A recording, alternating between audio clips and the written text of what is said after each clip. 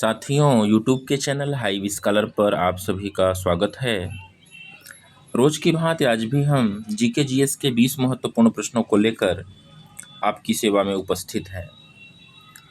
और आइए देखते हैं आज के महत्वपूर्ण प्रश्नों की श्रृंखला का पहला प्रश्न। पहला प्रश्न हमारे स्क्रीन पर आ चुका है। पहला प्रश्न है, ग्लोबल क्लाइमेट रेजिलियंस समिति ग्लोबल क्लाइमेट रेजिलियंस समिति 2025 की मेजबानी किस भारतीय शहर ने की है? बहुत ही इम्पॉर्टेंट प्रश्न आपके स्क्रीन पर है। तो ए विकल्प दिया हुआ है नई दिल्ली, बी दिया हुआ है हैदराबाद, सी दिया हुआ है मुंबई और डी दिया हुआ है बेंगलुरु। तो ग्लोबल क्लाइमेट रेजिडेंस समिति 2025 की मेज़बानी की अगर हम बात कहेंगे तो हैदराबाद है, अतः हमारा बी विकल्प सही होगा। आगे हम लोग बढ़ते हैं दूसरे प्रश्न की तरफ। सबसे पुराना वेद कौन सा है? ए विकल्प दिया हुआ है ऋग्वेद, बी दिया हुआ है यजुर्वेद, सी दिया हुआ है सामवेद और डी दिया हुआ है अथर्ववेद। तो सबसे पुराने वेद की अगर हम बात करेंगे तो वह ऋग्वेद है, अतः हमारा ए विकल्प सही होगा। आगे हम लोग बढ़ते हैं तीसरे प्रश्न की तरफ। सिंधु घाटी सभ्यता की खोज कब हुई? ए विकल्प दिया हुआ है 1922, बी दिया हुआ है 1932, सी दिया हुआ है 1942 और डी दिया हुआ है 1952। तो सिंधु घाटी सभ्यता की खोज 1922 ईस्वी में हुई है, अतः हमारा ए विकल्प सही होगा। आगे बढ़ते हैं चौथे प्रश्न की तरफ। गुरुत्वाकर्षण जी का मान कितना होता है? गुरुत्वाकर्षण जी का मान कितना होता है? ए विकल्प दिया हुआ है 11.9, बी दिया हुआ है 12.8, सी दिया हुआ है 9.8 और डी दिया हुआ है 8.9। तो गुरुत्वाकर्षण की अगर हम लोग बात करेंगे तो 9.8 होता है, 9.8 होता है और लगभग 10 भी कहीं कहीं मिलता है। तो इसे आप लोग नोट डाउन करेंगे। आगे बढ़ते हैं पांचवें प्रश्न की तरफ। स्वतंत्र भारत की भारतीय राष्ट्रीय कांग्रेस की पहली महिला अध्यक्ष कौन थी? स्वतंत्र भारत की भारतीय राष्ट्रीय कांग्रेस की पहली महिला अध्यक्ष की बात कही जा रही है। ए विकल्प दिया हुआ है सरोजिनी नायडू, बी दिया हुआ है इंदिरा गांधी, सी दिया हुआ है अंबिका सोनी और डी दिया हुआ है सोनिया गांधी। तो इसके सही आंसर की अगर हम लोग बात करेंगे तो बी विकल्प सही होगा, इंदिरा गांधी। आगे हम लोग बढ़ते हैं छठे प्रश्न की तरफ। प्रथम रोमन शासक जिसने ईसाई धर्म को अपनाया था? ए दिया हुआ है पोम्पोई, बी दिया हुआ है कॉन्स्टेंटाइन, सी दिया हुआ है जूलियस सीजर और डी दिया हुआ है ऑगस्ट सीजर। प्रथम रोमन शासक कौन था जिसने ईसाई धर्म को अपनाया था? तो वह थे कॉन्स्टेंटाइन, अतः हमारा बी विकल्प सही होगा।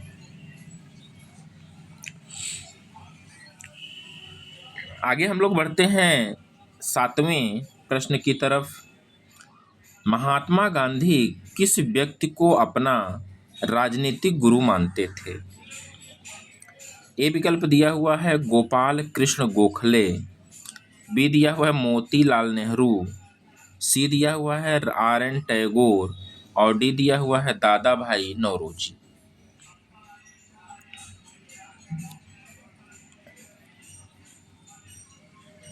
तो महात्मा गांधी किस व्यक्ति को अपना राजनीतिक गुरु मानते थे? तो इसके सही आंसर की अगर हम लोग बात करेंगे तो गोपाल कृष्ण गोखले जी हैं, अतः हमारा ए विकल्प सही होगा। आगे हम लोग बढ़ते हैं 8वें प्रश्न की तरफ।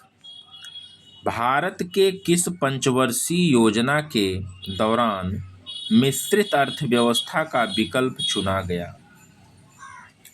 ए विकल्प दिया हुआ है पहली पंचवर्षीय, बी दिया हुआ है दूसरी पंचवर्षीय, सी दिया हुआ है तीसरी पंचवर्षीय और डी दिया हुआ है चौथी पंचवर्षीय।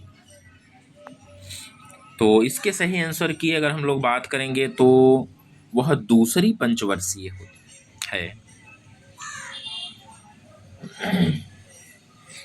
आगे बढ़ते हैं हम लोग 9वें प्रश्न की तरफ। रणथंभौर टाइगर रिजर्व कहाँ स्थित है? ए विकल्प दिया हुआ है राजस्थान, बी दिया हुआ है उत्तराखंड, सी दिया हुआ है गुजरात और डी दिया हुआ है उड़ीसा। तो 9वें प्रश्न के सही आंसर की अगर हम लोग बात करेंगे तो वह राजस्थान है, जहां पर कि रणथंभौर टाइगर रिजर्व स्थित है। आगे बढ़ते हैं 10वें प्रश्न की तरफ। 10वां प्रश्न है भारत का 100वां संविधान संशोधन संबंधित है। ए दिया हुआ है भारत नेपाल संबंध से, बी दिया हुआ है भारत भूटान संबंध से, सी दिया हुआ है भारत बांग्लादेश संबंध से और डी दिया हुआ है भारत अफ्रीका संबंध। तो भारत का जो 100वां संविधान संशोधन है वह भारत बांग्लादेश से संबंधित है, अतः हमारा सी विकल्प सही होगा। आगे हम लोग बढ़ेंगे 11वें प्रश्न की तरफ। भारत का कौन सा बायोस्फीयर रिजर्व यूनेस्को की सूची में शामिल हुआ? पहला विकल्प दिया हुआ है कच्छ का रण, बी दिया हुआ है नीलगिरी, सी दिया हुआ है सुंदरबन और डी दिया हुआ है मानस। तो यूनेस्को की सूची में शामिल होने वाला बायोस्फीयर जो है वह रण का कच्छ है, अतः हमारा ए विकल्प सही होगा।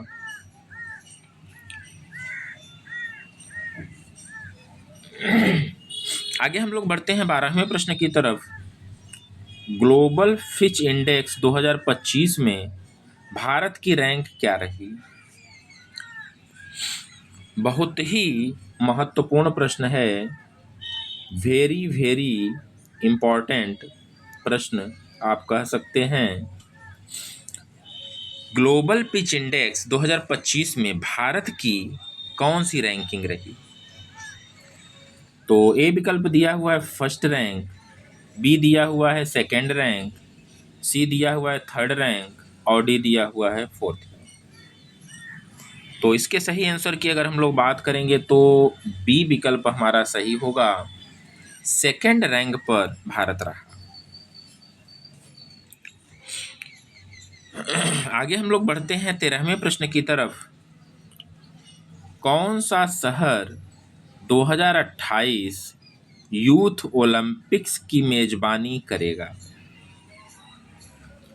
ए विकल्प दिया हुआ है मुंबई, बी दिया हुआ है दिल्ली, सी दिया हुआ है बेंगलुरु और डी दिया हुआ है चेन्नई। तो कौन सा शहर है जो 2028 यूथ ओलंपिक्स की मेजबानी करेगा? तो वह शहर मुंबई है, अतः हमारा ए विकल्प सही होगा। साथियों, इसी प्रकार के महत्वपूर्ण प्रश्न हम आपको प्रदान करते रहेंगे और आप हमारे चैनल पर बने रहिए। चैनल का भरपूर लाभ आप लीजिए। जीके जीएस के महत्वपूर्ण प्रश्नों की श्रृंखला को हम जारी रखेंगे और अब हम खास करके यूपीएसआई, कांस्टेबल, पुलिस इत्यादि की जो भर्तियां आ रही हैं उस पर प्रश्न देने वाले हैं। तो जो भी छात्र तैयारी में लगे हुए हैं वो निश्चित रूप से हमारे चैनल को सब्सक्राइब करेंगे, ज्वाइन करेंगे और महत्वपूर्ण प्रश्नों की श्रृंखला का लाभ उठाएंगे, क्योंकि ये प्रश्न आपकी परीक्षा में पूछे जाने वाले प्रश्न हैं। तो इन प्रश्नों के माध्यम से आप अपनी तैयारी को बेहद बेहतर कर सकते हैं। आइए देखते हैं 14वें प्रश्न की तरफ। भारतीय संविधान में पिछड़ा वर्ग के लिए आरक्षण प्रावधान किस अनुच्छेद में है? अनुच्छेद 17, अनुच्छेद 18, अनुच्छेद 19, अनुच्छेद 15(4)।